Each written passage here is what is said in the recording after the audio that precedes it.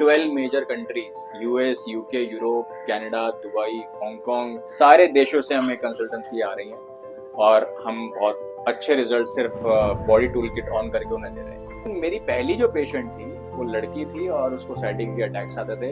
It took me 7 days, लेकिन मैंने उसको 90% रिकवर। आप दिल्ली का कोई भी हॉस्पिटल ले लीजिए, अपोलो, मैक्स, मेदांता, बड़े बड़े हॉस्पिटल हैं, घुसने के 50,000 रुपए टेबल पे आपको रखने पड़ते हैं, बट टेल देम कि मुझे बॉडी अलाइनमेंट करानी।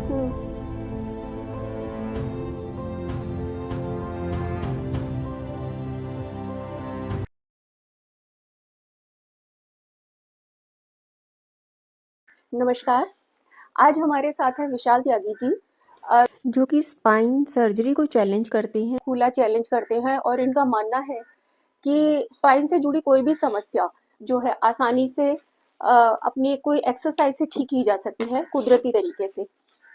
तो विशाल जी, पहले तो आप थोड़ा सा अपना परिचय दीजिए अपनी बैकग्राउंड के बारे में कि किस तरह से इस चीज़ों से जुड़े आप। तो मेरा नाम विशाल है और मैं बुढ़ाना एक कस्बा है मुजफ्फरनगर में, वहाँ से बिलोंग करता हूँ। मैं एक फिजिकल एजुकेशन टीचर भी हूँ और मुझे 20-25 साल का फिजिकल बैलेंसिंग किस तरीके से शरीर की जाती है उसका अनुभव है। मैं खुद अपने जीवन में एक स्पोर्ट्समैन रहा हूँ और मुझे इसी क्षेत्र में कुछ करना था। और मैंने जब देखा कि ऊपर से तो हर कोई हेल्दी दिखता है लेकिन अंदर से वो है नहीं। और जिस तरीके से आज मेरे देश की यूथ है जो जिम्स में और एक तरह से वेट लिफ्टिंग को ज़्यादा प्रोत्साहित करती है, उनका मेंटल जो हेल्थ है वो बहुत वीक है। और मुझे लगता है कि पहली जो हमारी हेल्थ है वो माइंड से स्टार्ट होती है। तो जब हम बॉडी एलिमेंट की बात करते हैं तो बॉडी एलिमेंट मतलब जो हेल्थ को गवर्न करती है सबसे पहले। तो जब मैंने इसमें स्टडीज करी, पता चला कि बॉडी एलिमेंट एक बहुत बड़ा फील्ड है लेकिन हमारे देश में इसकी कोई जागरूकता नहीं है। यूएस, यूके, यूरोप में बहुत प्रचलन में है और वहाँ पे इसके चिकित्सक भी हैं, सरकारी इंटरवेंशन भी है, लेकिन फिर भी वहाँ पर रोगी प्रति वर्ष आए जा रहे हैं। जैसे अगर हम यूएस का एग्जांपल लें तो मान के चलिए 50 लाख रोगी हर साल वहाँ पर मस्कुलोस्केलेटल डिसीजेस के आते हैं और उनका जो मैंने देखा कि 1 ट्रिलियन के आसपास तो उसका मेडिकल कॉस्ट है। और यूएस की बात करें तो कहते हैं कि वहाँ पर सबसे ज़्यादा जो है सुविधाएं हैं, मशीन्स हैं, वर्ल्ड क्लास फैसिलिटीज़ हैं। मैंने कहा फिर भी लाइफस्टाइल डिसीजेज उनको और हर साल 50-50 लाख हो रही हैं, तो व्हाट इज़ द प्रॉब्लम। तो जब जाकर ज़मीन पर देखा तो पता लगा कि हमें बेसिक मार्शल लॉज ही नहीं आते, हमें बायोमैकेनिक्स ही नहीं आते कि हमें सोना कैसे है, बैठना कैसे है, चलना कैसे है, आ, हमें खड़े कैसे होना है, हमें एक्सरसाइज कब करनी है, कितनी करनी है, हमारा बॉडी टाइप क्या है। तो मैंने कहा इस वजह से हमारी बॉडी स्ट्रेस में है, इम्बैलेंस में है और फिर जब हम उसके साथ जी रहे हैं, चल रहे हैं, तो ये प्रॉब्लम्स में बढ़ रही हैं। और तब हमने जब इसको स्टार्ट किया 2019 में, तो मैंने पहले ही अपनी फैमिली के कुछ 30-40 लोगों को फ्री में ठीक किया कि ये चिकित्सा पद्धति काम कैसे करती है। और उसके बाद जब मुझे रिजल्ट मिला फिर मैंने एज अ करियर इस फील्ड को लिया। सो 2019 से मैं प्रैक्टिस कर रहा हूँ और अभी तक 100 से ज़्यादा पेशेंट्स देख चुका हूँ और उनके एविडेंस मेरे पास हैं। We are the first authentic treatment centre जो वैदिक चिकित्सा को ऑथेंटिकेट करते हैं। मतलब हमारा ये नहीं कि आपने हमसे ट्रीटमेंट कराया, हमने आपका कुछ प्रिस्क्रिप्शन कर दिया और आपको भेज दिया कि ये आराम आया वो आराम आया। पेशेंट जब भी हमारे पास आता है उसकी पूरी काउंसलिंग होती है, उसके बाद उसके उस ट्रीटमेंट को ऑथेंटिकेट किया जाता है और उससे उसका फिर एविडेंस लिया जाता है कि आपको कितने % रिलीफ मिला है। हम स्पाइन डिसीजेस को आज के समय में, जब हमने 2019 में स्टार्ट किया था, I used to take 7 days. 2021 में I used to take 4 days, 2023 में I used to take 3 days और आज 2025 में आई ओनली टेक 1 डे। क्योंकि over the period of time मुझे पता लगा कि बॉडी में सारे टूल किट्स हैं, हमें केवल बाहर से एडजस्टमेंट करनी है, थोड़ा उनको मार्शल लॉ सिखाना है और बस वो हम लगातार कर रहे हैं। फिर हम सोशल मीडिया पे आए 2025 में जुलाई में और हमारी पहली वीडियो ही जो हमने वैदिक बॉडी अलाइनमेंट टूल किट, क्योंकि लोगों का क्या है, वो कहते हैं फ्री में ट्रीटमेंट चाहिए। अब फ्री में जो ट्रीटमेंट चाहिए उसके लिए थोड़ी मेहनत तो करनी पड़ेगी, जब प्रकृति से हमें जुड़ना है, और वो हम करते नहीं है। भाई सूर्य फ्री में, पानी फ्री में, मिट्टी फ्री में, लेकिन हम उसको कर नहीं रहे हैं। लाइफस्टाइल डिसीजेस मतलब प्रैक्टिकल नहीं कर रहे हैं। तो हमने कहा चलो ये भी आप नहीं कर सकते, कोई बात नहीं, फिर भी ईश्वर बहुत दयालु है, उन्होंने सारी टूल किट बॉडी में भी दे रखी है। तो हमने वो स्विच ऑन करने की कला उनको सिखाई, जिसमें हमने उन्हें सूर्य विज्ञान सिखाया, सूर्य चंद्र नाड़ी, एक्यूप्रेशर विज्ञान सिखाया, बॉडी के कैसे आसनास आप कर सकते हैं कि आप अपने फ्रोजन शोल्डर सर्वाइकल को हील कर सकते हैं। तो वो वीडियो पहले ही दिन हमारी 1 मिलियन पे हिट हो गई और हमने 28,000 फॉलोअर गेन किए और आज आई थिंक दिसंबर है, 1.25 लाख लोगों तक हम पहुंच रहे हैं। And 12 major countries, US, UK, Europe, Canada, Dubai, Hong Kong, सारे देशों से हमें कंसल्टेंसी आ रही है और हम बहुत अच्छे रिजल्ट सिर्फ बॉडी टूल किट ऑन करके उन्हें दे रहे हैं। जी जी। आपने बीच में एक शब्द बोला बॉडी अलाइनमेंट, जी इसके बारे में थोड़ा बताएं कि क्या इसका मतलब क्या है? जी, हमारा शरीर 16 ज्वाइंट से बना होता है। ये जो आप देख रहे हैं, ये पहला ज्वाइंट, ये दूसरा, ये तीसरा, ऐसे ही पैरों में पहला, दूसरा, फिर हम्म तीसरा, हम्म फिर ये चौथा, पांचवा, फिर ये छठा। तो ये हम्म 16 ज्वाइंट्स जब हमारे बॉडी में इम्बैलेंस होते हैं, हम्म अब इम्बैलेंस हो रहे हैं गलत तरीके से बैठने से। अब हम्म जैसे हम बैठ के पॉडकास्ट कर रहे हैं, ये हम्म हमारी मजबूरी है, हम्म लेकिन ऐसे बैठना नहीं चाहिए। जी। तो ऐसे बैठने से बॉडी इम्बैलेंस होती है। अच्छा। फिर जब हम लगातार इस एक्टिविटी को डेली करते हैं, तो बॉडी फिर प्रेशर में आती है, इम्बैलेंस होती है। मतलब इम्बैलेंस का मतलब हो गया कि बॉडी स्ट्रेस में है, तनाव में है, और उसी तनाव के साथ हमें रोज चलना भी है, बैठना भी है, तो बेसिक काम हमने करनी है, तो बॉडी पे प्रेशर पड़ता रहता है। ओके इसी को ही बॉडी इम्बैलेंस कहा जाता है। ओके। और ये उसी का ये प्रूफ है, जो हमारे देश की स्टडी नहीं है, क्योंकि हमारे देश में तो सिर्फ डिग्री धारक हमारी व्यवस्था है, लेकिन ये रिसर्चेस बाहर की हैं, तो इसमें पूरा एक्सप्लेन किया गया है कि जब बॉडी इम्बैलेंस होता है हेड से लेकर टो तक, तो कैसे कैसे डिसीजेस बनते हैं और इम्बैलेंस कैसे कैसे होता है। जी। ओके। तो इस तरह से नहीं बैठना चाहिए, आप ये कह रहे हैं, तो जी, किस तरह से बैठना चाहिए? हमें पालथी मारकर बैठना चाहिए अच्छा। बेसिकली। और एक हमारा उखड़ू पोजीशन होता है, वज्रासन पोजीशन होता है। हम अगर बात करें चाइनीज और इस तरह के सब कॉन्टिनेंट्स की बात करें, तो वहाँ पे सब लोग वज्रासन में ही बैठ कर खाना खाते हैं, वज्रासन में ही मोस्टली अपना टाइम स्पेंड करते हैं। और यूएस यूके भी आजकल इसको प्रमोट कर रहा है योगा के नाम से। उसको वो मल आसन कह रहे हैं, उसको वो अच्छा। मिराकल पोज कह रहे हैं। ओके। और जो अनसाइंटिफिक तरीका है वो हमारे देश में आ गया है। आज हम इस तरह से पैर नीचे लटका कर बैठते हैं, ऑफिस में मेरे यूथ ऐसे बैठ रहे हैं, हम घर पे बैठ रहे हैं, तो हम अपनी बॉडी अलाइनमेंट खुद ही खराब कर रहे हैं। आप स्पाइन इंजरी को एक बहुत बड़ा स्कैम बताते हैं, तो ये किस आधार पे आप इतनी बड़ी बात बोल देते देखिए, मैं स्कैम हर चीज को नहीं बोलता हूँ स्पाइन में, जी। लेकिन जो नॉन कम्युनिकेबल डिसीजेज है हम्म उनको कहता हूँ। जैसे स्लीप डिस्क है, साइटिका है, सर्वाइकल है, और तरह तरह की जो डिफॉर्मिटीज होते हैं। क्योंकि मेडिकल टर्म में जब भी आप एमआरआई कराते हैं, तो आपको पेन हुआ स्पाइन में, तो आपका पहला होता है कि यार पेन आया है, उस पेन से आप एमआरआई कराते हैं। लेकिन एमआरआई में पेन नहीं दिखता, एमआरआई में फाइंडिंग्स आती है जी। कि वर्टिब्रेन्स कम है, ज्यादा है, या एक दूसरे से चिपक गए हैं, या कोई नर्व ऑप्टिकेशन हो गई है, या कोई डिस्क बल्ज हो गया है। तो ये स्पाइन की इम्बैलेंसेस हैं, कोई डिसीज नहीं है। अब उसका कारण है वही जो मैं आपसे पहले कह रहा हूँ, martial laws, how to sit, how to stand, how to walk, how to sleep.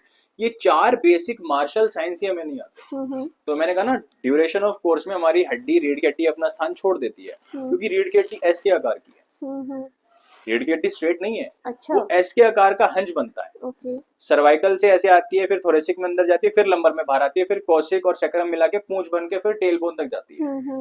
तो उसमें हम जो उसकी फ्लेक्सिबिलिटी है, जो उसकी इलास्टिसिटी है 24 वर्टिब्रेन्स, वो कॉम्प्रोमाइज हो रही है, जिसको मेडिकल टर्म में नाम दे दिया जाता है। मैं आपसे एक एग्जांपल देता हूँ। फुट शॉर्ट, यहाँ से देखते हैं थोड़ा, ये फुट शॉर्ट है। अब शॉर्ट लेग को मेडिकल टर्म में एनिसोमिलिया कहा जाता है। अब मैं आपसे कहूँ, आपको एनिसोमिलिया हो गया, एनियो लेग और एनिसोमिलिया, हमने ये तो नाम ही ऐसा है कि सुना नहीं। एनिसोमिलिया मतलब लेग लेंथ डिफरेंशिएशन, मतलब शॉर्ट लेग। ओके। अब इसकी मतलब एक पैर थोड़ा ऊपर उठ जाता है? नहीं, ऊपर उठता नहीं, एक पैर थोड़ा अपनी जगह से जॉइंट्स के माध्यम से, क्योंकि मसल स्टिफ हो जाते हैं इम्बैलेंस से, तो थोड़ा रेज्ड हो जाता है। ओके। ये तो उल्टी तरीके से दिखाया गया, हम फ्रंट से देखते हैं, क्योंकि ये वेस्टर्न की एजुकेशन है, हमारी नहीं है। हम जब टो बैलेंस चेक करते हैं तो हम फ्रंट से करते हैं कि जॉइंट से कितना इम्बैलेंस, क्योंकि अंगूठा तो किसी का कर्व्ड भी होता है, किसी का बड़ा भी होता है, तो that is not the actual science. हमारा जो उसका जो एंकल है, एंकल से हमें देखना होता है कि फुट कितना ऊपर है या कितना पैरेलल है। ओके। तो उसको जब वो दिख जाता है, तो उसको मेडिकल टर्म में एनिसोमिलिया कह दिया जाता है। अच्छा।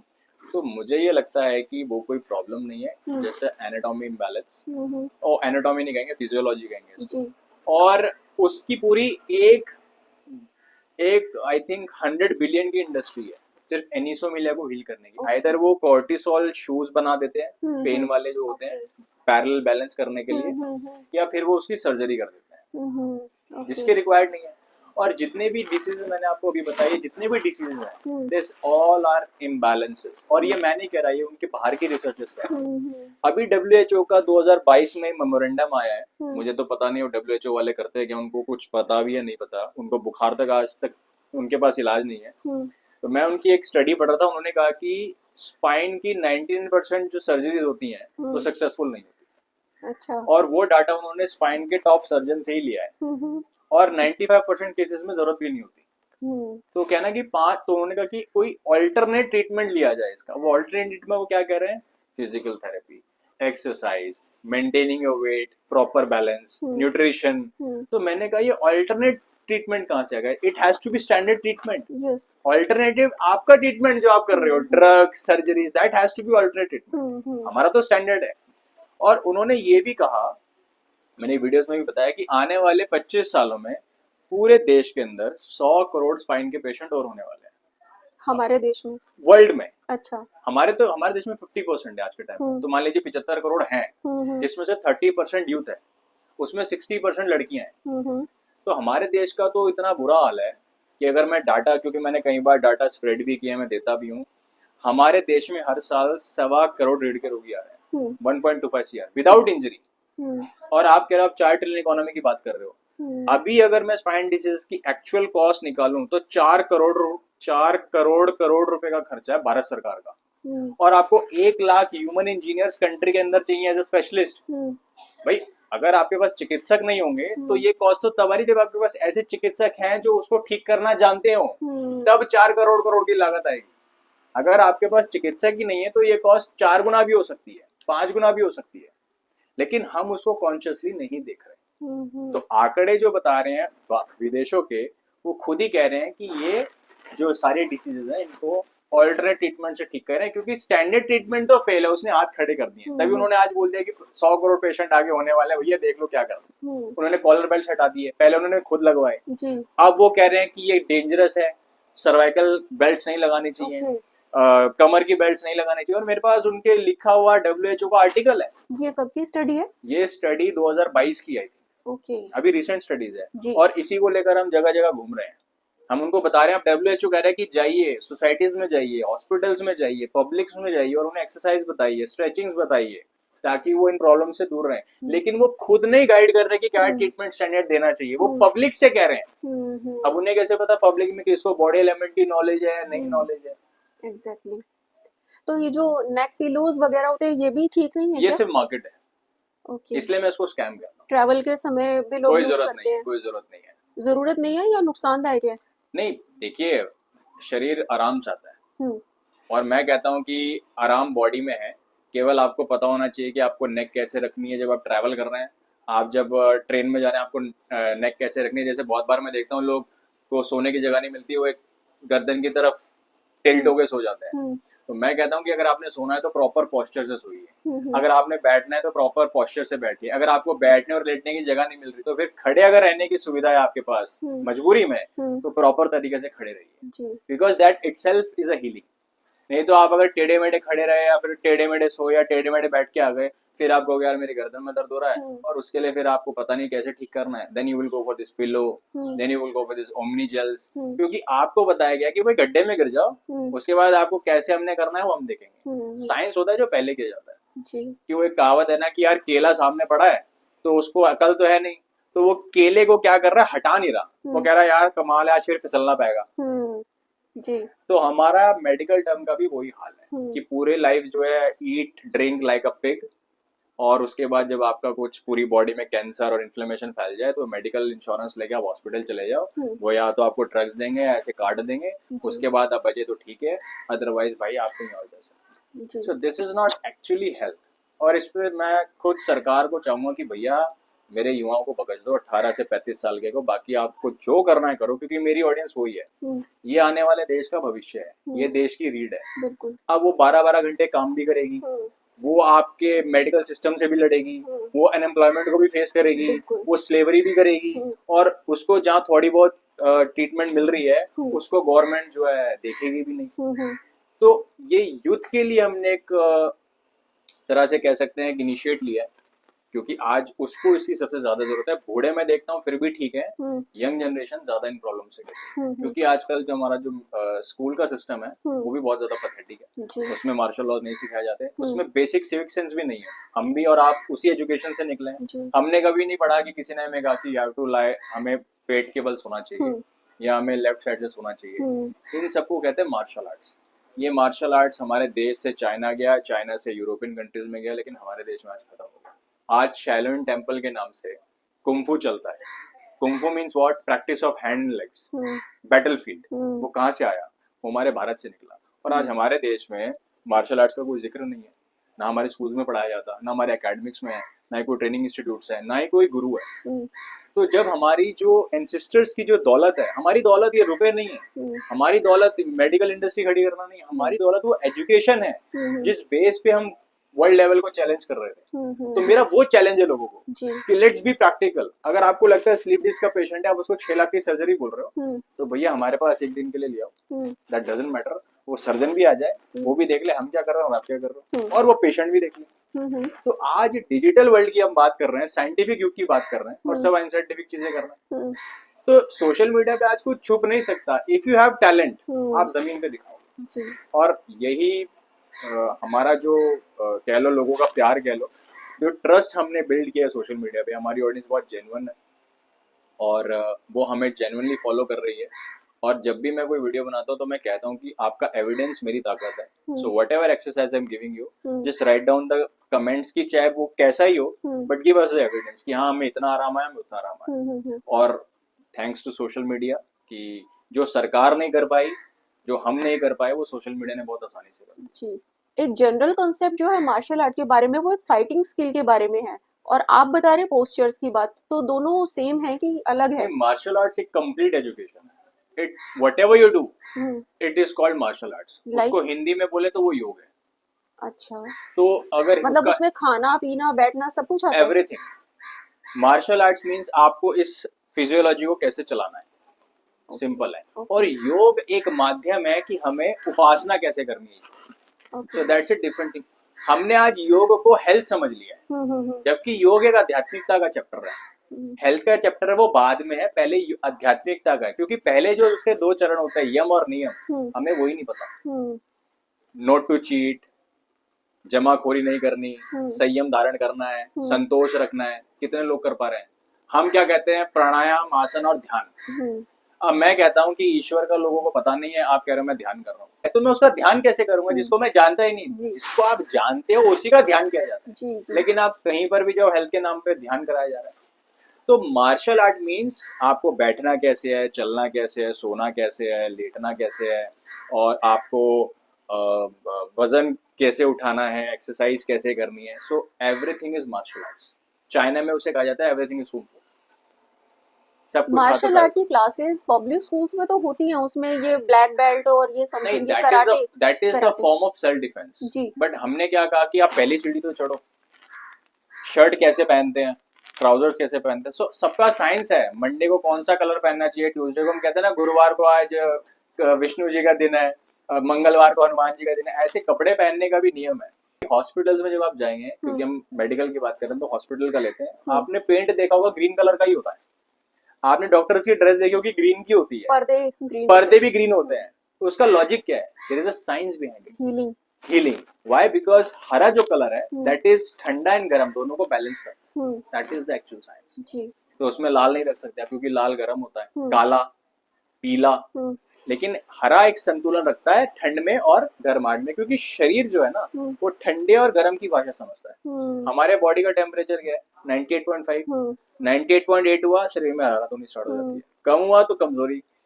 तो हरा रंग उस डेकोरम को मेंटेन रखता है। तो इसलिए हॉस्पिटल्स में वो रंग रखा जाता है। तो ये सारी मार्शल आर्ट्स की ही एजुकेशन है। और मार्शल आर्ट जो वो वेद से आता है, Atharvaveda. Atharvaveda it's a science of war and science of medicine. और ऋग्वेद आता है, पूरा हमारा जो आयुर्वेद है वो ऋग्वेद से आता है, जिसको उसका ऋग्वेद का उपवेद है आयुर्वेद। एंड उसके बाद पूरे शास्त्र लिखे गए। And been in colonial period, जो कहते हैं ना किसी कौम को खत्म अगर करना हो तो उसके जान को नष्ट कर दो। तो जो भी बाहर से आक्रमणकारी आया उसने हमारे सबसे पहले जान को नष्ट किया। Because when you don't know who you are, you will be a slave. हाँ तो रो सामने वाला अपने रिचुअल्स चलाएगा आप पे, अपने हम्म रिलीजन थोपेगा, अपने मत पंथ संप्रदाय थोपेगा कि ये ऐसा होता है वैसा होता है। तो फिर भी आज हमारे देश में बहुत से ऐसे आर्य समाजी हैं जो काम कर रहे हैं और हम्म उन्होंने उस एक हमारे पूर्वजों की मेहनत को कह सकते हैं इंटैक्ट करके रखा। हम्म और मेरे जैसा लड़का जब थोड़ा जो कॉन्शियस था, स्पिरिचुअल था, क्योंकि मैं खुद आर्य समाजी परिवार से हूँ, हम्म तो हमने फिर उसे पढ़ा समझा और हमने कहा कि अगर हम ये वेद की रक्षा करते चले गए हम्म तो भारत रहेगा, और जब तक कयामत होगी तो भारत का अस्तित्व, उसकी कला और उसके जो चिकित्सा पद्धति, उसका ज्ञान हमेशा बना रहेगा। जी। आपने बताया कि स्कूल लेवल से या बिगिनिंग लेवल से ही मार्शल आर्ट के बारे में, मार्शल आर्ट में आप जीवन की बहुत सारी पद्धति और बहुत सारे पार्ट को जोड़ रहे हैं, इंक्लूड कर रहे हैं, जबकि मार्शल आर्ट एक प्रचलित धारणा में अलग ही तरह से समझा जाता है।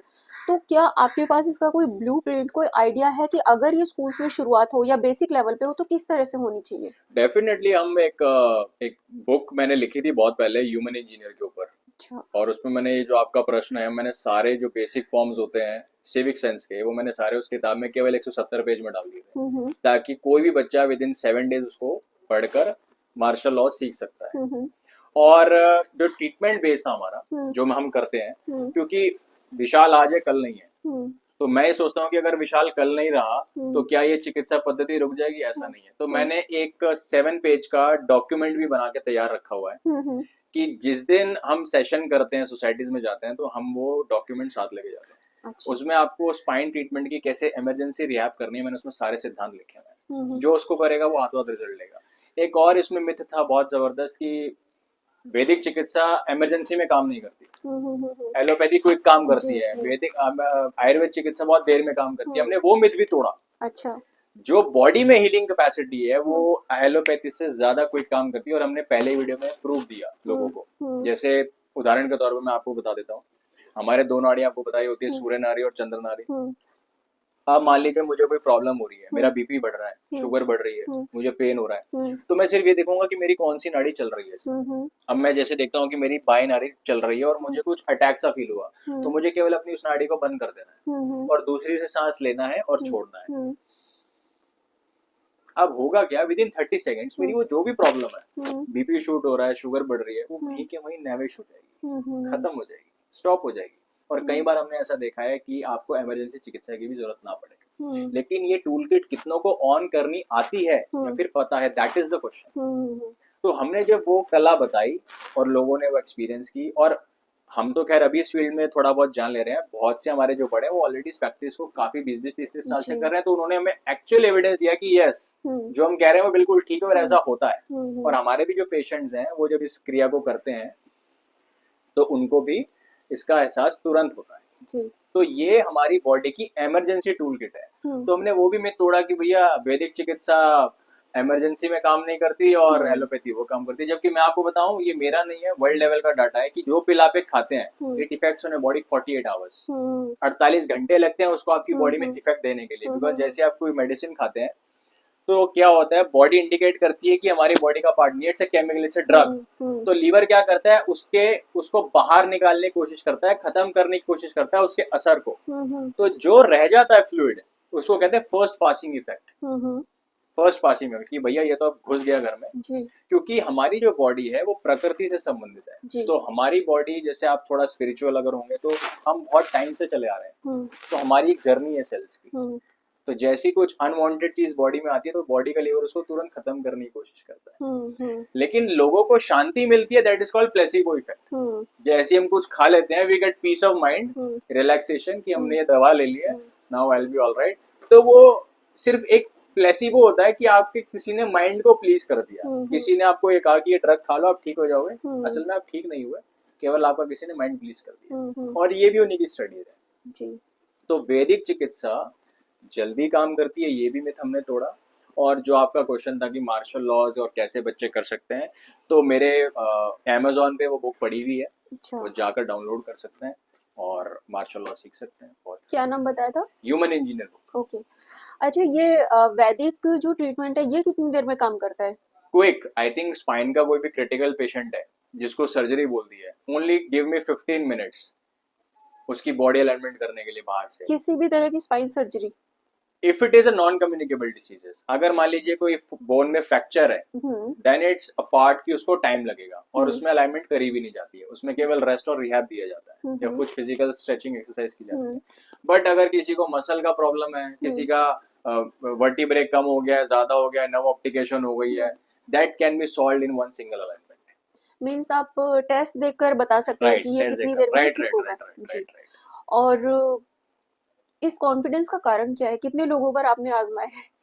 मैं आई थिंक मैंने आपसे कहा ना, ऑलमोस्ट 5-6 साल हो गए, मैं दिन के 4-5 क्लाइंट से ज्यादा लेता नहीं हूँ। तो सबसे पहला जब ये आपने स्टार्ट किया किसके ऊपर किया? मेरा फर्स्ट क्लाइंट जो था वो एक लड़की थी, I will not tell her name, but she was a young girl, she was a teacher, और उसको साइटिका के बहुत भयंकर अटैक्स आते थे।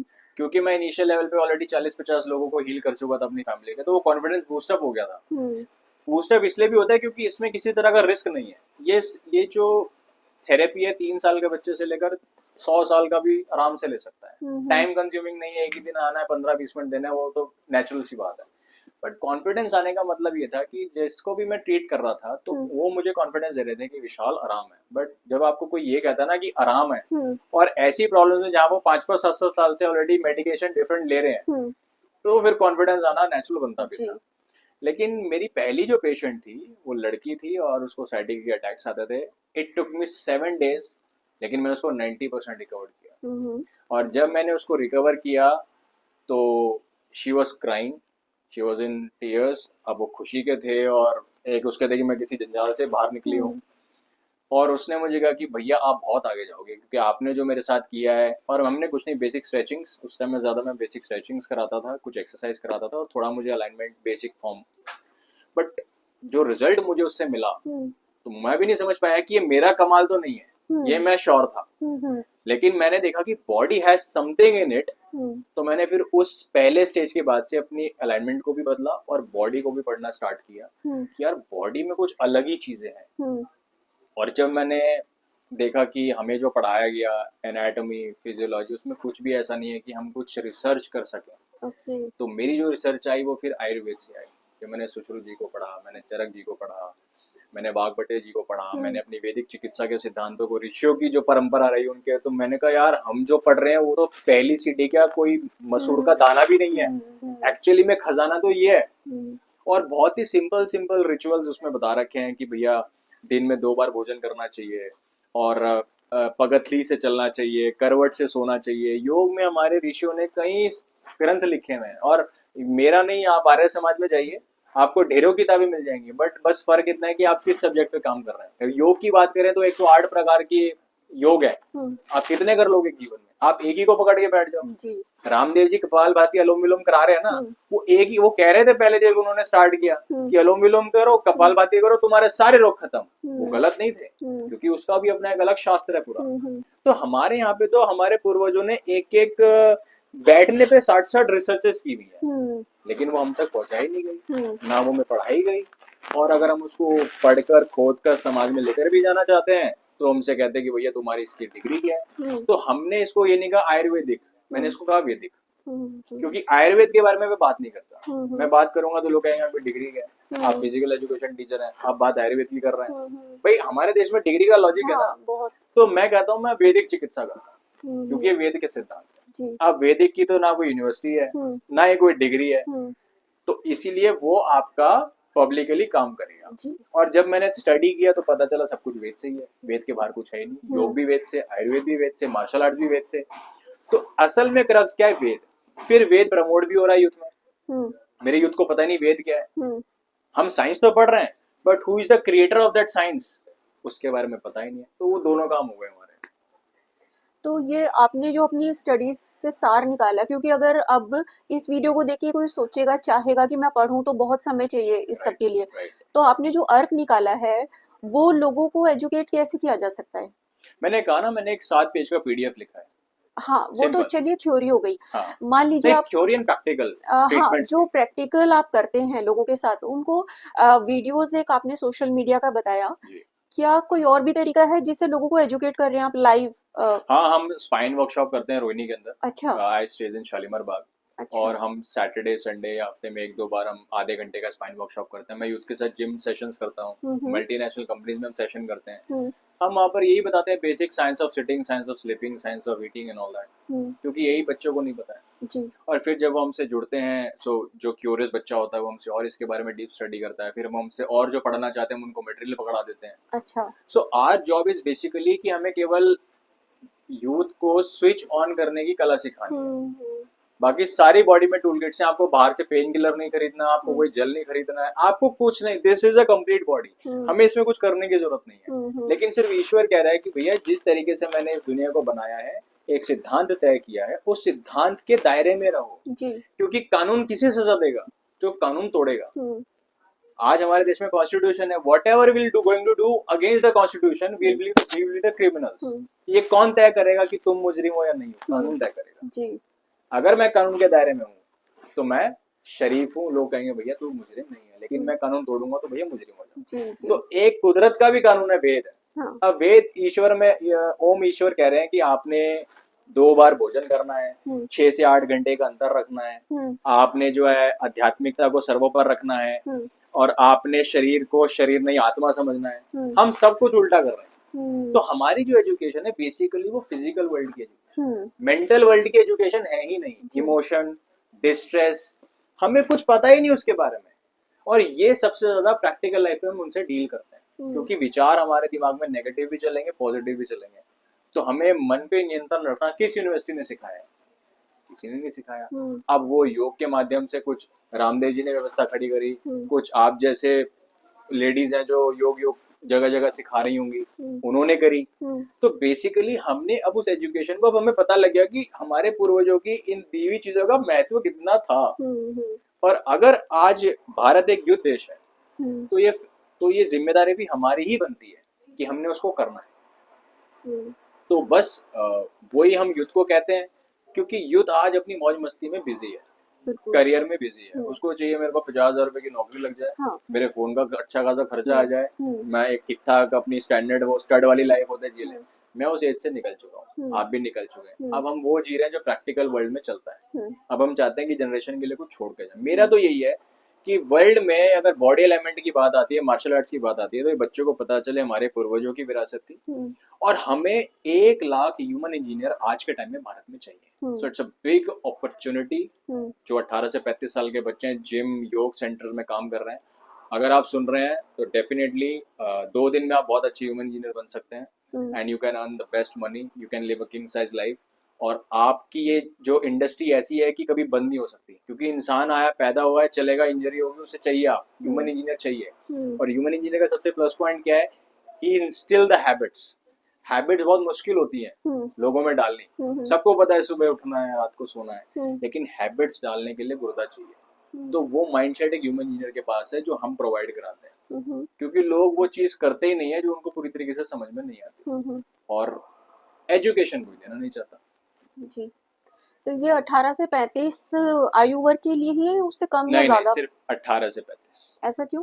ऐसा इसलिए क्योंकि ये तो एक वो पीरियड होता है जहां पर सबसे ज्यादा आज के समय में मुझे लग रहा है कि हमें जरूरत है उनके मैन पावर की, और जो इंजरीज आ रही हैं वो इसी सेक्टर में ज्यादा आ रही हैं। स्पोर्ट्स प्लेयर्स इसी एज में बनता है, 18 से 35 में। इंडिया भी खेलेगा तो 18 साल तक का हो जाएगा, तब खेलेगा। ओलंपिक भी इसी एज में खेलता है। मल्टीनेशनल कंपनीज में अगर आपको काम करना है, इसी एज का बच्चा ब्रैकेट काम करेगा। तो इस एज में जोश, जुनून और एक इंजरी पार्ट ज्यादा रहता है। यही 18 से 35 साल का पीरियड होता है जो तय करता है तुम्हारा जीवन कैसा होने वाला है। 35 के बाद तो, लेकिन और सबसे बड़ा मैं बताने वाला था, हाँ, इसमें इनको प्रॉब्लम भी ज्यादा है। तो मैं चाह रहा हूँ कि अगर जिसको प्रॉब्लम है उसके प्रॉब्लम को ही उसका प्रोफेशन बना दिया, ताकि वो जनरेशन तक चले। क्योंकि मेरे पास 10 में से 7 क्लाइंट यूथ की आती है, तो मैंने अपनी जो क्रीम रखी कि मेरे को ये यूथ के साथ काम करना है, और जब मेरे पास कोई यूथ का बच्चा आता है कि मेरे को ये प्रॉब्लम है और वो मैं ठीक करता हूँ, तो मैं देखता हूँ वो MNC कंपनी में 12-12 घंटे की जॉब कर रहा है, लेकिन उसका पैशन है म्यूजिक और फिटनेस। तो मैंने कहा कि अगर मैं इन बच्चों को इनकी लाइफ दे दूं, एक ऐसा इकोसिस्टम और जॉब का खड़ा कर दूं जो ये चाहते हैं, प्यार करते हैं, एक तो ये लंबा जिएंगे, स्ट्रेस फ्री रहेंगे, और एक स्किल पास होगी जनरेशन टू जनरेशन, क्योंकि इट्स अ स्किल बेसिकली। हमें आजकल हमारी प्रॉब्लम क्या है, एक 25 साल का बच्चा इसलिए शादी नहीं कर रहा, वो कह रहा है मेरे को जॉब करनी है, स्टेबल होना है, उसके बाद मैं शादी करूंगा। अरे भैया, आप अगर आपको स्किल दे दी तो 4 बच्चे कर, 5 बच्चे कर, और अपने बच्चे जो आएंगे उन किसी को तू भैया बॉडी एलिमेंट बना, किसी को तू सेल्फ डिफेंस मार्शल आर्ट्स का तू खाक बना, किसी को तू जो है टीचर बना। एक ही एजुकेशन में you can build a multiple sections. तो जॉब एम्प्लॉयमेंट आप घर में ही कर रहे हो, आपको किसी स्कूल पे डिपेंड होने की जरूरत नहीं है। स्कूल क्या सिखा रहा है, मैं basic mathematics, reading and writing, वो तो आप भी सिखा सकते हो एज अ पेरेंट। 2 महीने 3 महीने लगने हैं, बाकी 12 साल हमने किया क्या? तो पैसा बचेगा, स्किल आपको मिलेगी, और स्किल भी वो है जिसकी डिमांड है, और वो डिमांड कभी खत्म नहीं होने वाली जब तक मनुष्य पैदा होता रहेगा। तो ये सेगमेंट लेके हम चले, और इसीलिए मैंने वो 18 से 35 साल के पहले। कभी क्रिटिसिज्म भी फेस करना पड़ा इसके लिए? डेली क्रिटिसिज्म फेस करते हैं, क्योंकि ऐसा होता है ना, मैंने जब इस फील्ड को थोड़ा सा उजागर किया तो मुझे लगा कि मुझे पहले स्पाइन डॉक्टर्स के पास जाना चाहिए, क्योंकि देखो उनकी बात की ऑथेंटिसिटी बनती है, वो उस फील्ड में काम कर रहे हैं, और एक सर्जन जो होता है वो ओटी में मिलता है।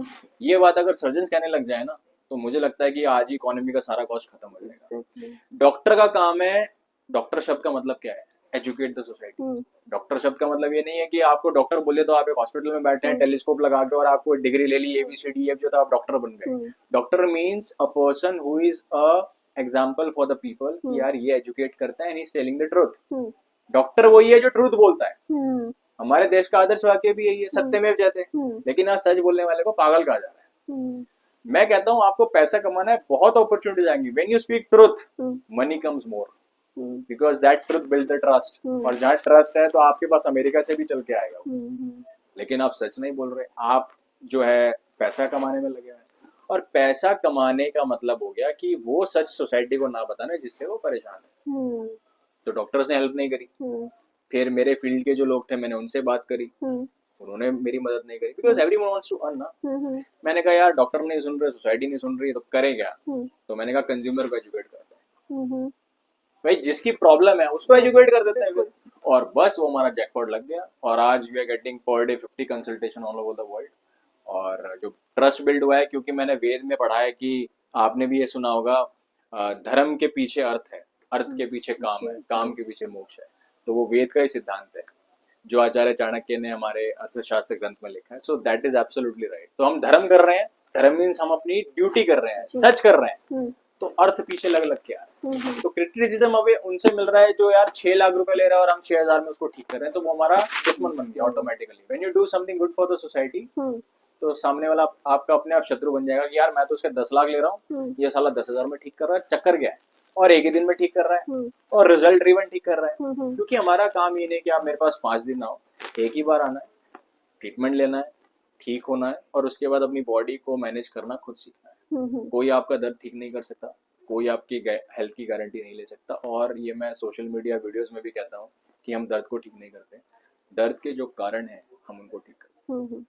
तो ये इसके लिए आपके पास एक बार आना ही होगा। इसका मतलब कि जो इंटरनेशनल क्लाइंट्स हैं ऑनलाइन नहीं बता सकते, उनको एक बार आपके पास आना ही होगा। नहीं, ऐसा नहीं है। इट डिपेंड्स अपॉन कि जो नजदीक का है वो मेरे पास आकर ट्रीटमेंट ले सकता है। बट मेरे जो वीडियोस होते हैं, तो मैं वीडियोस बनाता हूँ उन लोगों के लिए कि मेरे बैक ऑफ द माइंड में रहता है कि एक तो यूथ है, दूसरा हेल्पलेस है, तीसरा फाइनेंशियली वीक है, चौथा इमरजेंसी ट्रीटमेंट देख रहे हैं, पांचवा की है लॉन्ग जर्नी के लिए उनको बेनिफिशियल करे। तो मैं वीडियोस वही बनाता हूँ जो वो कहीं पर भी बैठा है, अगर वो उसको करेगा तो वो स्पाइन का खुद ही डॉक्टर बन जाएगा। अच्छा। लेकिन कुछ लोग ऐसे होते हैं कि हमें आपके पास आकर ही ट्रीटमेंट कराना है, तो मेरे पास पेन का इलाज नहीं है, मैं केवल बॉडी एलिमेंट करता हूँ। अगर आपको बॉडी एलिमेंट करानी है, आप किसी हॉस्पिटल में जाएंगे, आप दिल्ली का कोई भी हॉस्पिटल ले लीजिए, अपोलो, मैक्स, मेदांता, बड़े बड़े हॉस्पिटल हैं, घुसने के 50,000 रुपए टेबल पे आपको रखने पड़ते हैं। बट टेल देम कि मुझे बॉडी एलिमेंट करानी है, एक चिकित्सक नहीं है, एग्जैक्टली एक डॉक्टर नहीं है, कोई इंडस्ट्री नहीं है। मैं हॉस्पिटल का नाम नहीं लूंगा, मैं एक बार ऐसे टेस्ट करने चला गया कि मुझे बॉडी एलिमेंट करानी है, तो मुझे कहा वहां के इमरजेंसी में कि यहाँ डेड बॉडी नहीं मिलती। Oh my God. तो मैंने कहा यार आप बॉडी शब्द उनको बस समझ में आया, बॉडी शब्द समझ में आया, लेकिन बॉडी अलाइनमेंट क्या होती है ये उनको नहीं पता। तो अगर, और वो चिकित्सा का पहला सिद्धांत है। हमने गाड़ी खरीदी, नई गाड़ी है, इंजन नया है, ड्राइवर भी एक्सपीरियंस है, पेट्रोल भी बिल्कुल फुल है, लेकिन गाड़ी का अलाइनमेंट खराब है, गाड़ी के टायरों में हवा कम है, तो सबसे पहले बेसिक हम टायर में हवा भरवाएंगे, उसके बाद अलाइनमेंट करेंगे और फिर गाड़ी बढ़िया चलेगी। अच्छी गाड़ी भी बिगड़ जाएगी अगर आपका अलाइनमेंट खराब है गाड़ी का और आपके टायर में हवा कम है, आप ज्यादा दूर ट्रेवल नहीं कर सकते उस गाड़ी से। Body alignment is the first stepping stone of the treatment. तो जब हम कन्वेंशनल ट्रीटमेंट की बात करते हैं तो उसमें बॉडी अलाइनमेंट है नहीं। जो कायरोप्रैक्टर है वो स्टैंडर्ड ट्रीटमेंट्स में नहीं आता विदेशों में। कायरोप्रैक्टर, हाँ, दैट इज ऑल्टरनेट। कायरोप्रैक्टर, और हमारे में थोड़ा गाइड कर देना चाहूंगा कि कायरोप्रैक्टर में चटके चुटके दिए जाते हैं, पटाके बजाओ। कोई पद्धति है? ये कोई पद्धति नहीं है। अच्छा। चटाके बजा के कोई ठीक नहीं होता, ट्रैक्शन देके कोई ठीक नहीं होता। लेकिन अब ये तो पैल्मर जी से ही पूछना पड़ेगा कि उनके दिमाग में कौन सा सपना आया कि उन्हें कहाँ से ये आया कि पटाखे बजाकर आप कायरोप्रैक्टर शुरू कर सकते हो। पैल्मर इज द फर्स्ट पर्सन जिसको गूगल कहता है that he is the founder of chiropractor treatment. Okay. और पैल्मर जी बेसिक हमारे जैसे यहाँ गली गली में होम्योपैथिक दवाई करते हैं ट्रीटमेंट, वो वहाँ विदेश में वही करते थे, कनाडा के अंदर। अच्छा। किसी दिन उनको पता नहीं, जो उसकी गूगल पे स्टोरी बताई गई कि उनको एक फतूर आया, उन्होंने कहा कि सारे प्रॉब्लम जो है नर्वस सिस्टम से आते हैं, तो उनका एक कोई दोस्त था या क्लाइंट था, उन्होंने उन पे कोई हरकत करी और उनकी हियरिंग वापस आ गई। और फिर उन्होंने जो है कायरोप्रैक्टर, इसको कायरोप्रैक्टर बेसिकली ग्रीक वर्ड है जिसका मतलब होता है done by hand. Done by hand. Done by hand. तो उन्होंने इसको स्टार्ट किया और उसके बाद आप देखेंगे कि वो एक इंडस्ट्री बन गई। और उसके बाद जो है डॉक्टरों ने स्कूल्स खोले अपने, और आज 1 लाख रजिस्टर्ड कायरोप्रैक्टर्स हैं वर्ल्ड के अंदर, जिसमें 75,000 यूएस के पास है। मतलब इसको वैलिडेट कर दिया गया? वैलिडेट नहीं किया गया। एक हॉस्पिटल का जो माफिया है रॉकफेलर, उसने जितने भी प्राकृतिक चिकित्सा थी वो सब बंद कर दी थी।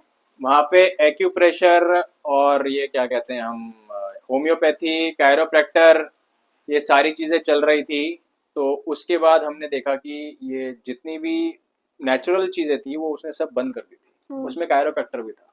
उनको उन्होंने एक स्ट्रोक ऑफ अ पेन से इलीगल और नल एंड वॉइड घोषित कर दिया, क्योंकि उन्होंने ये ड्रग्स और ये सर्जरीज और ये सब चलाना था। तो आज कायरोप्रैक्टर चलता तो है लेकिन स्टैंडर्ड ट्रीटमेंट्स में नहीं है। It is not scientifically research treatment, इसलिए हॉस्पिटल्स में भी नहीं है। और ये हमारी कॉपी है आर्यों की, इसको मैं आर्य विरासत चिकित्सा पद्धति कहता हूँ।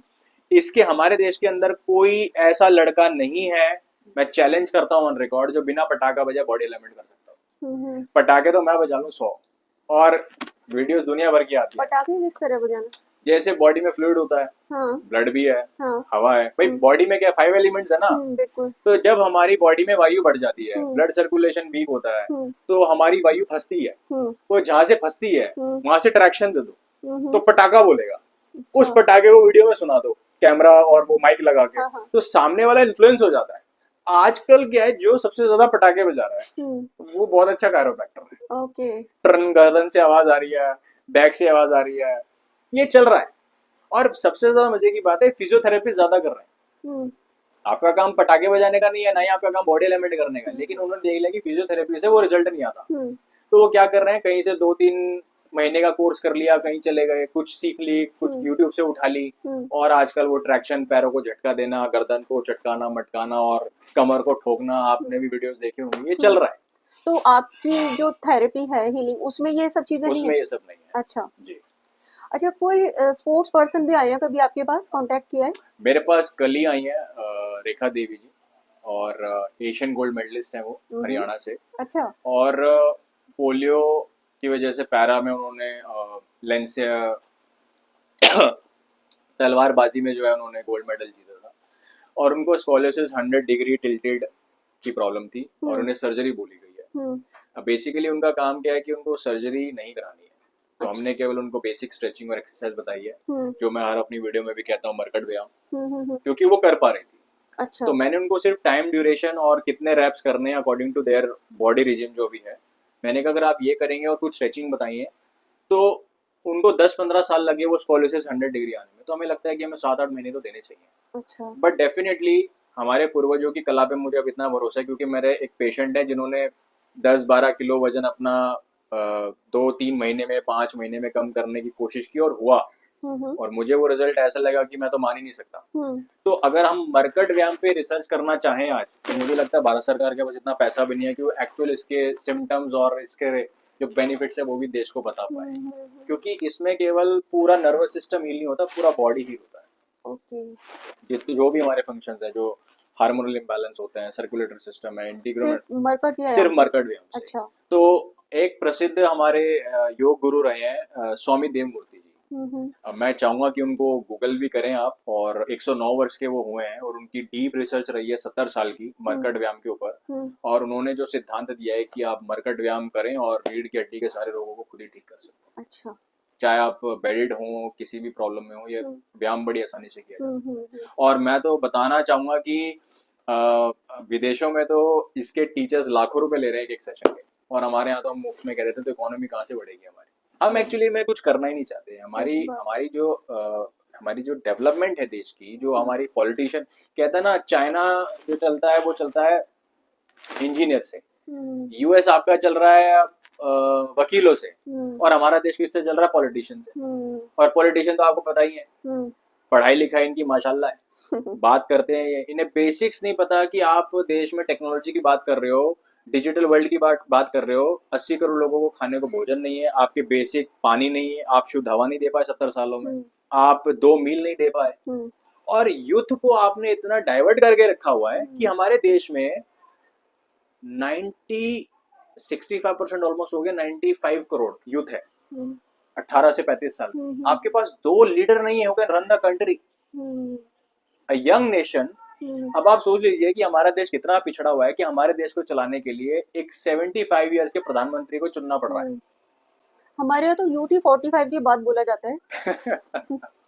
वो भी एक है जी। अच्छा, एक बार आपसे बात हो रही थी कि कोई मतलब एक ऐसे भी आपके पास लोग आते हैं जो कि पतंजलि और कहाँ कहाँ जा चुके हैं, अलग अलग जगह, और उसके बाद आपके पास है वो निराश होके वहां से। नहीं, ऐसा नहीं है कि निराश हो गए। देखिए होता क्या है ना, मैं आपको बताऊं, एक कंज्यूमर का माइंडसेट होता है, वो जब परेशान होता है तो वो मेंटली बहुत वीक हो जाता है। कुछ लोग परहेज करते हैं, कुछ नहीं करते हैं, लेकिन क्या है ना, रोगी को फंसा के रखा जाता है। मेरे यहाँ फंसाने का काम नहीं है, क्योंकि मैंने भी अपने ईश्वर को, अपने पिता को मुंह दिखाना तो अगर फंसा के रखा तो उधर बेनिफिट नहीं मिला उनको कुछ? नहीं, बेनिफिट देखिए उनको ही होता है, कोई कहता है जी हमारा पेन बढ़ गया, अच्छा। कोई कहता है हमारा पेन कम हो गया। ऐसा मेरे साथ भी है, मैं कोई खुदा नहीं हूँ, मेरे पास भी कोई पेशेंट आता है तो कहता है विशाल जी आराम नहीं आया, तो ठीक है, आराम नहीं आया तो मैं भी फेल हो सकता हूँ ना। Sachin Tendulkar is the best cricketer, 0 पे वो भी आउट हुआ है ना, लेकिन इसका ये मतलब नहीं है कि वो क्रिकेटर नहीं है, is not a God of cricket. तो फेलियर और सक्सेस तो पेशेंट पे भी निर्भर करता है उसकी, क्योंकि बॉडी को आप समझ ही नहीं सकते। अगर ये मेरा एक नाखून है रचना, अगर मैं आज इसके ऊपर स्टडी करना चाहूँ, मैं नहीं कर सकता। ये नाखून क्या है, कैसे बनता है, क्यों है, हमारे पास जवाब ही नहीं है। दुनिया में आज 1 करोड़ डॉक्टर हैं, पूरे वर्ल्ड की बात कर रहा हूँ, इससे ज्यादा डॉक्टर नहीं है पूरे वर्ल्ड में। मैं कहता हूँ 1 करोड़ डॉक्टर मिलके केवल नाखून पर रिसर्च करते हैं, एक लाइफ में कर ही नहीं सकते। तो हम पूरी बॉडी को कैसे मैनेज करेंगे? आंख, नाक। अब एक डॉक्टर है, वो क्या कहता है, मैं प्रैक्टिस कर रहा हूँ, मैं स्पाइन का हूँ, मैं कहता हूँ मैं प्रैक्टिस। तो प्रैक्टिस का मतलब क्या है? क्योंकि आप एक जीवन में स्पाइन को पूरा पढ़ ही नहीं सकते, तो इसीलिए आप प्रैक्टिस कर रहे हो। अब कोई पेशेंट स्पाइन का बोल के कैसा आ रहा है, कोई कैसा आ रहा है, कोई कैसा आ रहा है, तो हो सकता है कि क्योंकि मेरे पास जब नया केस आता है, मेरा सिद्धांत तो वही है ना, हो सकता है वो सिद्धांत उस पर काम कम कर रहा हो, या उसकी जो एक्सपेक्टेशन हो मैंने वो फुलफिल ना करी हो, तो वो भी मार्केट में जाके कहना यार मैं तो गया था, मुझे इतना कुछ खास फर्क नहीं पड़ा। तो ऐसे ही जब कोई पतंजलि जा रहा है, कोई और आयुर्वेदिक सेंटर जा रहा है, या कहीं और जा रहा है, तो वो अपने एक्सपीरियंस शेयर करते हैं। हमारे में क्या होता है कि हमारी एक ऑथेंटिसिटी है, हम वो डॉक्यूमेंट करा लेते हैं। तुझे आराम आया तो भी, नहीं आया तो भी। कल को वो ये नहीं कह सकता कि जी मैं आपके पास आया था और मुझे आराम नहीं, और तू यहाँ पे लिख के गया कि तुझे 50% आराम है। तो वो हम रिकॉर्ड रखते हैं। और मैं ये कहना चाहूंगा कि जितने भी वैदिक चिकित्सा करते हैं, आयुर्वेद चिकित्सा करते हैं, आपका आज जो सबसे बड़ा ड्रॉबैक है वो ये कि हमारे पास एविडेंस नहीं है, हमारी रिसर्चेस नहीं है। क्योंकि एलोपैथी गलत ट्रीटमेंट कर रही है, सही कर रही है, वो सब रिटर्न में करती है, हमारे पास रिटर्न में कुछ भी नहीं है। तो जब आप पेशेंट को लें, उसकी पूरी हिस्ट्री लिखें, उसका ट्रीटमेंट प्रोसेस लिखें, और फिर उस ट्रीटमेंट से उसको क्या रिजल्ट मिला, माइनस या प्लस, उसको डॉक्यूमेंट करें, और फिर उस पेशेंट के साइन लें। तो इसीलिए मैं दिन के 3 से 4 पेशेंट लेता हूँ। नहीं तो स्पाइन पेशेंट्स बहुत हैं। मेरा काम ये है कि ज्यादा से ज्यादा patients free of cost online ठीक हो, क्योंकि मैं उनको ठीक नहीं कर रहा, मैं केवल उनको टूल किट ऑन करनी सिखा रहा हूँ। बॉडी में सारे चैनल्स उनके हैं, तो हीलिंग बॉडी कर रही है, मैं नहीं कर रहा। क्योंकि हमें देश में रहना है। घोड़ा दोस्ती, वो आपकी जो कहावत है, क्या बोलते हैं उसको, मगरमच्छ पानी में रखे मगरमच्छ से हाँ, बैर तो बैर कैसे, तो वही वाली बात है। इसीलिए क्योंकि दिल्ली में रहना आज मुश्किल हो गया है भैया। 1-1 करोड़ के दिल्ली में मकान कर दिए सरकार ने, और मेरे जैसा लड़का जिसका अपना मकान नहीं है दिल्ली में, भाई वो 1 करोड़ का मकान तो पूरी जिंदगी धर्म से काम करेगा तो वो कमा ही नहीं सकता। तो आज अगर देश की सरकारें अच्छे खासे स्किल जो युवा हैं उनको थोड़ा अफोर्डेबल लोन्स प्रोवाइड करें, दिल्ली में सस्ती प्रॉपर्टी प्रोवाइड करें, ताकि वो कॉस्ट जो ट्रीटमेंट की है वो कम कर सकें, या फिर हमारा ठेका ले ले, हम इंडस्ट्री खड़ी करने के लिए पैसा दे दे भैया, हम एक छत दे दे, हम उसी में रह लेंगे कमरे में, कोई दिक्कत नहीं है। क्योंकि आज सरकार को ह्यूमन इंजीनियर इंडस्ट्री खड़ी करनी पड़ेगी, आज नहीं तो कल। नहीं तो आप आज देखेंगे रचना जी, मैं बता दूं आपको, 5 साल में मेरे युवा आपको बेल्ट पूरा ऊपर से नीचे तक पैक होकर घूमते हुए मिलेंगे। तो आज हमारी तैयारी ये है कि सरकार थोड़ा बॉडी अलाइनमेंट इंडस्ट्री को पहले उसको साइंटिफिकली एविडेंस हमारे पास है उसको देखे। हम नहीं कह रहे हम पे आप दया एहसान करो, हमें अपने पूर्वजों की कला पे भरोसा है और हमने प्रैक्टिकल कर लिया है। आप केवल आपको प्रमाण करना है, और आपने पैसे देके 1 lakh registered human engineers Bharat देश को देने हैं, और इस प्रॉब्लम को जल्द से जल्द खत्म करना है। एक डेवलप, हम कहते हैं ना, वो आत्मनिर्भर की बात करना है। हाँ। केवल किताबों में, रियल लाइफ में। तो दिल्ली आपने रोहिणी में बताया, आप ये करते हैं कभी वीकली बेसिस पे होता है? हम हफ्ते में एक, इट डिपेंड्स की कभी कभी 3 सेशन भी हो जाते हैं, कभी कभी हम 2 हफ्ते में 1 सेशन करते हैं। डिपेंड्स की पब्लिक में डिमांड कैसी आई है, बट हमारा कॉन्शियस यही होता है हर हफ्ते हम 1 सेशन जरूर करें पब्लिक में। ठीक है। इस बॉडी एलिमेंट की कला को, वैदिक चिकित्सा को हम भारत के कोने कोने तक पहुंचा रहे हैं, और उसमें सबसे बड़ी ताकत हमारा पब्लिक है, और उससे ज्यादा बड़ी ताकत हमारी युवा है। तो हमारा बेसिक कंसर्न यही है कि इस बॉडी अलाइनमेंट को हर घर एक चिकित्सा पद्धति के रूप में अपनाए, और इसको रोजगार के माध्यम से भी अपने बच्चों को प्रोत्साहित करे। और जब ये समाज में माहौल बनेगा, जैसे हमारे राजीव भाई कहते थे कि समाज में गंभीर बातें नहीं हो रही हैं, वो बिल्कुल ठीक थे। मैंने पीछे भी जब उनकी कुछ वीडियोस देखी थी, और मैंने एक राजीव भाई की वीडियो अपलोड की थी, तो उनके नाम पे आज दुकानें चल पड़ी हैं। आज आयुर्वेद ट्रीटमेंट्स भी महंगे हो गए हैं, इलाज बहुत बेसिक से हुई, लेकिन वो भी आज 20-20, 30-30, 50-50, मतलब मुझे लग रहा है हम अपनों को ही लूट कर इलाज कर रहे हैं, जिसकी जरूरत नहीं है। ठीक है, आप इंडस्ट्री खड़ी करी है, पैसा कमाना है, बहुत तरीके हैं पैसा कमाने के, लेकिन किसी को फंसा के इलाज नहीं करना है। तो हमारा वही मिशन है जी। तो दिल्ली से बाहर भी कभी जाना होता है आपका ये सिखाने के लिए? देखिए, दिल्ली से बाहर तो अभी तक हम गए नहीं कहीं, लेकिन हाँ ये जरूर है कि सोशल मीडिया ने तो 12 कंट्रीज में पहुंचा दिया। तो मैं तो सोच रहा हूँ कि ये तो अगर हम प्रैक्टिकली करने जाते हैं तो 5 साल का काम उन्होंने 3 महीने में कर दिया। तो वो हमारी बहुत बड़ी, आई थिंक, सोशल मीडिया ने हेल्प की है, not only internationally but country के अंदर भी। अभी हाल ही में हमें न्यूजीलैंड और हांगकांग ट्रेंड कर रही है हमारी वीडियो, जैसे क्योंकि फेसबुक का क्या है ना, बहुत इजी है, उसमें सारे स्टैट्स पता लग जाते हैं। और मैंने थोड़ा स्टडी किया, तो जब पहले मुझे पता लगा कि सोशल मीडिया पे बहुत जैक मिलता है, तो हमने कुछ एजेंसीज को कांटेक्ट किया था, तो उन्होंने काफी पैसे मांगे हमसे। होता है ना, कुछ पेड एडवर्टीजमेंट होते हैं, लेकिन हमने कहा नहीं यार, ऑर्गेनिक करते हैं। तो जो ऑर्गेनिक की जो एक खुशी होती है ना कि आप ऑर्गेनिक कामयाब हुए हैं, उसका मजा अलग ही होता है। तो बस अब मुझे लगता है कि अब हमारे 90% क्लाइंट सोशल मीडिया से ही आते हैं, तो हमें अब उसकी जरूरत नहीं। बट यस, डेफिनेटली दिल्ली के अंदर, क्योंकि दिल्ली मेरा गढ़ है, मैं पीतमपुरा में पैदा हुआ हूँ, मेरी पैदाइश पीतमपुरा की है, तो ये मेरा डोमिनेट सर्कल है, और यहाँ मुझे काफी लोग जानते हैं। 30-35 साल मुझे हो गए हैं, तो यहाँ पर लोग मुझे अब इज्जत दे रहे हैं, बुला रहे हैं। पहले हमें जाना पड़ता था कि जी हमें करवा लो, बुला लो, अब वो खुद कहते हैं विशाल जी आइए, कब आ रहे हैं बताइए।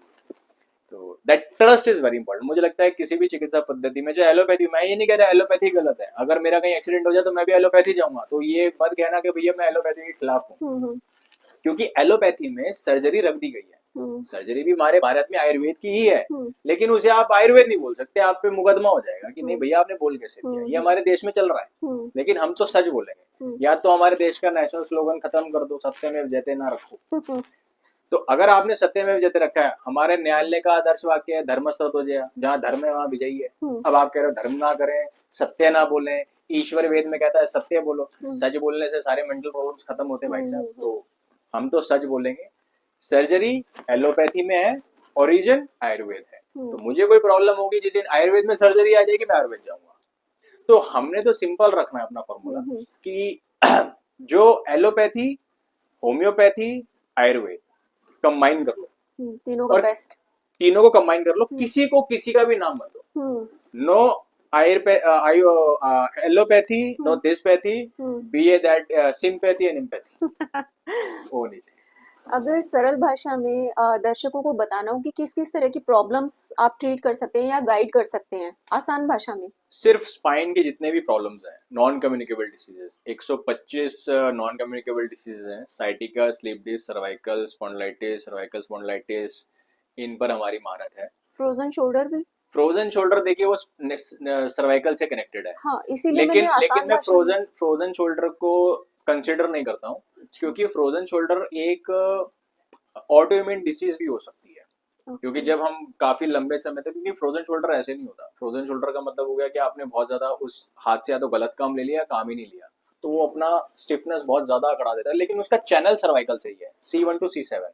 तो जब हम सर्वाइकल की एडजस्टमेंट करते हैं, अगर किसी का वो फ्रोजन शोल्डर हील हो जाए तो हो जाए, तो वो तीर तुक्के वाला काम है, बिकॉज बॉडी इज कनेक्टेड।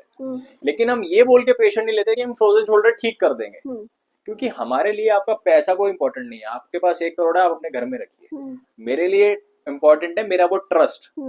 अगर मैं बोल रहा हूँ स्लीप डिस्क आपकी बेटर हो जाएगी तो हो जाएगी, तो वो चीज है जी। कभी मतलब जैसे लोग गिर जाते हैं उसकी वजह से स्पाइन में प्रॉब्लम आ जाती है या कोई एक्सीडेंट हो गया, वो भी इस तरह से ठीक हो सकते हैं नॉन सर्जिकल। देखिए, जो मैंने क्या बोला पहले ही बताया मैंने, जैसे प्रॉब्लम हुई है वैसे ही ठीक होगी। जो लाइफस्टाइल डिसीज से प्रॉब्लम होती है वो लाइफस्टाइल से ठीक होगी। हाँ जो इंजरी से प्रॉब्लम हुई है वो रिहैब से ठीक होगी। जो पेन है, आप मेरे पास इसलिए नहीं आते पेशेंट की उनका अलाइनमेंट खराब है या उनको स्पाइन में ये बोलते हैं, वो इसलिए आते हैं क्योंकि उनको पेन है। पेन अपने आप में एक सिम्टम है, वो कोई प्रॉब्लम नहीं है। तो मैं जब देखता हूँ किसी की इंजरी हुई है, तो मैं कहता हूँ कि इंजरी अपना टाइम लेगी। मतलब आप मैं यही पूछना उसमें चाह रही बॉडी थी कि वो एलिमेंट का बिना रोल है। ऑपरेशन बिना सर्जरी के ठीक हो सकती है वो। देखिए, अगर आपका स्पाइनल कॉर्ड बिल्कुल ठीक है, बॉडी अपने आप बहुत चीजें हील कर देती है, लेकिन आपको इनिशियल लेवल पे तो रिहैब चाहिए होती है ना। अब मैं भी कहीं गिरूंगा और मान लीजिए मैं जीने पे आया और मैं गिरा, तो मेरी बॉडी में CSF है, सेरिब्रो स्पाइनल फ्लूइड, जो डॉक्टर है स्पाइन सर्जन को पता होगा CSF क्या होता है। ये एक इमरजेंसी फ्लूइड होता है जो झटका लगने पर बॉडी स्वयं प्रोड्यूस करती है, ठीक है, फ्लूइड के माध्यम से। तो बॉडी में ऑलरेडी दिया हुआ है कि इन केस ऑफ इमरजेंसी की स्पाइन को कैसे प्रोटेक्ट करना है। हमें बाहर की रिया पता होनी चाहिए। जैसे आपकी हड्डी टूट गई, तो जो बेस्ट ऑर्थोपेडिशियन होगा ना, उनको पता होता है कि मेरे को गट्टा कितना घुमाना है और उसको कैसे एडजस्ट करना है। अनाड़ी उसको टेढ़ा मेढ़ा एडजस्ट कर देगा, लेकिन जोड़ने का माध्यम तो बॉडी खुद करती है ना। उसमें केवल उनका प्रिकॉशन ही होता है कि आपको बॉडी स्टेबल रखनी है, क्योंकि जितना बॉडी स्टेबल रहेगा उतना जल्दी आपका प्लास्टर कवर होगा। आप मूवमेंट करते रहोगे वो नहीं होगा। इसी तरह से ACL की इंजरी होती है, ACL में भी क्या कहते हैं ना, वो बेल्ट पहना देते हैं, तो उसका वही रोल है, बॉडी ही हील करती है। तो बाहर से उसको इमरजेंसी में रिहैब चाहिए होगी, लेकिन अगर उसका लाइफस्टाइल डिसऑर्डर है, जैसे मैंने कहा बॉडी इम्बैलेंस है, तो I think with in 15 minutes वो डिपेंड करता है देख के उसको। और इंजरी वाला पार्ट, कहीं गिरा वो, तो जितना भी उसका पेन है 2 दिन लगे 4 दिन लगे, डिपेंड अपॉन उसकी इम्यूनिटी कैसी है, वो उतना टाइम लगेगा। जी। तो आज बहुत अच्छा लगा आपसे बात करके, काफ़ी कीमती जानकारी मिली और मुझे लगता है कि लोगों को काफ़ी हेल्प इससे मिलेगी, ना सिर्फ उनको जिनको कोई समस्या है, बल्कि उनको भी जिनको कोई समस्या नहीं चाहिए। जी, क्योंकि हाँ, ये बहुत अच्छा रचना जी आपने पॉइंट पकड़ा। बेसिकली सेशन का पर्पज ये है कि जो रीढ़ के भविष्य रोगी में होने वाले हैं उनको हम आज ही रोक दें, जी जी। तभी वो एक सक्सेसफुल ट्रीटमेंट हो पाएगा। क्योंकि मैंने जैसे आपसे पहले कहा था कि 1.25 करोड़ रीढ़ के रोगी हैं, तो अगर हम मान लो 5 साल में लग के हमने ठीक कर भी दिए सारे के सारे, फिर 5 साल में खड़े हो जाएंगे उतने। तो जो सेशन का पर्पज है हमारा, जो हम करते हैं, उसका पर्पज ये है कि जो रीढ़ के रोगी होने वाले हैं उनको आज ही रोक दें, जो हो चुके हैं उनको विदाउट ड्रग्स और सर्जरी विद इन 1 डे और 2 डेज उनको हील किया जाए, और उनको उनका स्पाइन डॉक्टर भी बना दिया। क्योंकि आज आप पार्क में बैठे हैं, किसी को फ्रोजन शोल्डर है, नी प्रॉब्लम है, और आप अगर ह्यूमन इंजीनियर हैं तो आप कहेंगे यार सिर्फ ये करो, ये से सर्चिंग करो, आपके तो आपने अपना काम वहां कर दिया। तो आप वहां उनका काम नहीं कर रहे, आपने 3 काम कर दिए। आपने उसे एजुकेशन दे दी, उसे आपने डॉक्टर बना दिया, और आपने देश का पैसा बचा दिया। तो इसीलिए आपने बहुत अच्छा पॉइंट पकड़ा कि हम वो चीज उसी लिए कर रहे हैं। कभी स्कूल्स और कॉलेजेस में भी जाना हुआ है आपका, बच्चों को, स्टूडेंट्स को, यूथ को? देखिए, मैं तो चाहूंगा कि अगर कोई प्रिंसिपल साहब सुन रहे हैं, कोई मैडम सुन रही है, तो वे बुलाए। हमें तो घुसने नहीं दिया जाता कॉलेजेस में और स्कूल्स में, मैं खुद अपने स्कूल में गया था तो प्रिंसिपल चेंज हो गए, तो एक्चुअली माइंडसेट क्या है हमें नहीं पता उस चीज़ के लिए। बट अगर सुन रहे हैं तो डेफिनेटली हम तो चाहेंगे कि हमें स्कूल कॉलेजेस में बुलाया जाए, क्योंकि हम्म, हमारी ऑडियंस वहीं या बैठी है। स्पोर्ट्स अथॉरिटीज में। नहीं आया ऐसा कोई अभी, वो हमने ना अप्रोच किया, और आई थिंक मुझे ऐसा लगता है कि अभी पता भी नहीं है उन्हें। हम्म, अगर पता होता तो डेफिनेटली जी। मुझे लगता है एक आदमी कहीं ना कहीं ऐसा बैठा होता है हम्म, जो रियल टैलेंट को एक मंच जरूर देता है। हम्म, तो हम भी जब स्टार्टिंग में कर रहे थे, हमें कोई बुला नहीं रहा था, हम्म, तो हमसे पैसे मांगे जाते थे कि एक नॉर्मल चलता है कि आपने ये सेशन करना है। तो मैंने कहा यार, हेल्थ और एजुकेशन हम्म, दो ऐसे फील्ड हैं कि कॉन्स्टिट्यूशन भी कहता है कि आपको इजाजत देनी ही पड़ेगी, हम्म, आप डिनाई नहीं कर सकते, और फ्री होनी चाहिए और ना। फ्री होनी हाँ। चाहिए। अब होता क्या था कि मैं ट्रीटमेंट देने आ रहा हूँ और मैं ही पैसे दे रहा हूँ, एग्जैक्टली। ये हो रहा था। मिलना तो आपको चाहिए। हाँ, मिलना तो मुझे चाहिए कि भाई मैं आ रहा हूँ हम्म, और आपकी जो भी 50-60 लोग हैं कंसल्टेशन में कर रहे हैं, लेकिन होता क्या था जी, आप आओगे, उनका हम्म, ये था कि आप आओगे, हाँ, सेशन में लोग आएंगे, हम्म, फिर वो आपसे कांटेक्ट करेंगे, हम्म, फिर आपके पास वो पेमेंट के लिए आएंगे। तो आपको तो बिजनेस ही है ना। मैंने कहा हम्म, बिजनेस नहीं है। हाँ, वही वो वाला पॉइंट मैंने, प्रमोशन के लिए वो सोच रहे थे। प्रमोशन से देख रहे थे। हाँ, मैंने कहा जी प्रमोशन और एजुकेशन में फर्क होता है। हम्म, प्रमोशन का मतलब है कि मैं आपको वो चीज देने आ रहा हूँ जिसकी आपको जरूरत नहीं है, बिल्कुल। दैट इज प्रोडक्ट, हाँ, प्रोडक्ट बेच बेचने रहे आ हैं, रहा हूँ कि हाँ, आपको इसकी जरूरत नहीं है, हाँ, लेकिन मैं आपको फिर भी वो देने आ रहा हूँ, दैट इज कॉल्ड प्रमोशन। लेकिन एजुकेशन का मतलब है there is a demand and emergency yes. Supply की जरूरत है ना, I am the solution. Hmm, तो आपको तो मुझे हाथ पकड़ के, भैया तेरे पास जो अगर 1% का भी तो तू आ, हमें बता क्या है। जी। तो वो वहां से हमारा चैनल जो है थोड़ा डगमगा। बट मुझे फिर ऐसे लोग मिले जिनके माध्यम से एक फोन कॉल से मैं सोसाइटी में गया और मेरे सेशन हुए। और आज लोग हमें बुलाते हैं, पेड से बुलाते हैं, तो अब हम बहुत रेयर जा पाते हैं, जैसे हमने आपसे बताया। तो डेफिनेटली अगर स्कूल कॉलेजेस में हमें मौका मिलेगा, मैं तो खुद सेक्टर 11 के 2-3 कॉलेजेस में बात भी की है, बट रोहिणी। रोहिणी में, जी। बट कोई रिवर्ट नहीं आया। जी, ठीक है। मैं बात खत्म करने से पहले मैं आपसे चाहूंगी कि कुछ बेसिक टिप्स, कुछ एक्यूप्रेशर पॉइंट्स, बेसिक समस्याएं जो लोगों को ज्यादातर होती हैं, कुछ देना चाहेंगे आप? आई थिंक मैं ऑलरेडी 80% तो सारा दे चुका हूँ सोशल मीडिया पे, लेकिन मैं सिर्फ स्पाइन का आपको बता देता हूँ। बहुत बढ़िया जो एक ट्रीटमेंट मैं रखता हूँ हमेशा अपने लिए, कि जो ये हाथ है, it's basically your healing system. आप इसको समझ सकते हैं, पूरा हीलिंग सिस्टम है। तो जो हमारा ये पीछे का पॉइंट है, ये स्ट्रेट, ये हमारी एंटायर स्पाइन है। अगर हम इसको ऐसे दिन में 20-30 सेकंड अगर रगड़ना स्टार्ट कर दें इस पोर्शन को ऐसे, तो इससे क्या होगा रचना जी, हमारी रीढ़ की हड्डी पूरी तरीके से गर्म हो जाती है। मिडिल फिंगर के नीचे। मिडल फिंगर के नीचे, ठीक इट्स है। All your spine. हम्म। ठीक है, स्पाइन के यहाँ भी पॉइंट है, वो मैंने वीडियो में बताया है। हम्म, और ये भी हमारी रीढ़ की हड्डी है इसके नीचे, ये भी हम्म, हमारी तरह आप ये देखेंगे रीढ़ की हड्डी है। हम्म, और कान की जो ये ऊपरी कुपड़ है, हम्म, ये आप देख रहे हैं, हम्म, ये वाली जी ये जी। पूरी रीढ़ की हड्डी है। अच्छा। तो ये हमने ऑलरेडी बताया हुआ है, लेकिन हमने बस ये है कि रीढ़ की हड्डी को हम जितना गर्म रखें, हम्म, उतना आपकी रीढ़ की हड्डी बिल्कुल ठीक रहेगी, क्योंकि रीढ़ की हड्डी की ऊर्जा है गर्मी। और ब्रेन और स्पाइनल कॉर्ड मिलकर काम करते हैं, which regulates the central nervous system. तो जब आप इसको रगड़ते हैं, हम्म, तो बेसिकली स्पाइन में और नर्वस सिस्टम पूरा हमारा ऊर्जा भवन है। हीट पैदा होती है। हीट, बेसिकली ये नाम मुझे नहीं पता किसने दिया, नर्वस सिस्टम। हम्म, नर्वस का मतलब है उदास, लेकिन बेसिकली जो स्पाइन का हमारा पोर्शन है, जो स्पाइनल कॉर्ड है, वो ऊर्जा भवन है। हम्म, उसको हम इलेक्ट्रिक सिस्टम बोले हम्म, मेडिकल टर्म में, हम्म, तो वो ज्यादा बेटर होगा। इलेक्ट्रिक सिस्टम को नर्वस मत होने दो। हम्म, हम क्या कर रहे हैं, उसको नर्वस सिस्टम, पावर हाउस बोलना चाहिए। पावर हाउस बोलना चाहिए, राइट। पावर हाउस, जैसे आप देखते हैं ना पावर हाउस हम्म, 440 का वो एक्शन। तो हमारी स्पाइन एक पूरा इलेक्ट्रिक मीटर है हमारी बॉडी। जी जी। तो अगर हम उसको इलेक्ट्रिक सिस्टम कर दें, तो हो सकता है कि लोग उसको इलेक्ट्रिक रखना चालू कर दें, क्योंकि उसकी ऊर्जा अग्नि है और पूरा बिजली भवन है। और जब बिजली भवन में अग्नि होगी, ऊर्जा होगी, तो पूरा ट्रैवल आपकी इलेक्ट्रिक, क्योंकि शरीर सिर्फ सेल और ग्लैंड्स और यही सब नहीं है, ये पूरा बिजली का कारखाना है। ये तरंगे हैं, इसमें इसमें ऊर्जा है। और ऊर्जा एक कह सकते हैं सूक्ष्म होती है, वो दिखती नहीं है। बिल्कुल। जैसे बिजली है ना, दिखती हाँ। नहीं है, महसूस होती है। ये वही वाला काम है।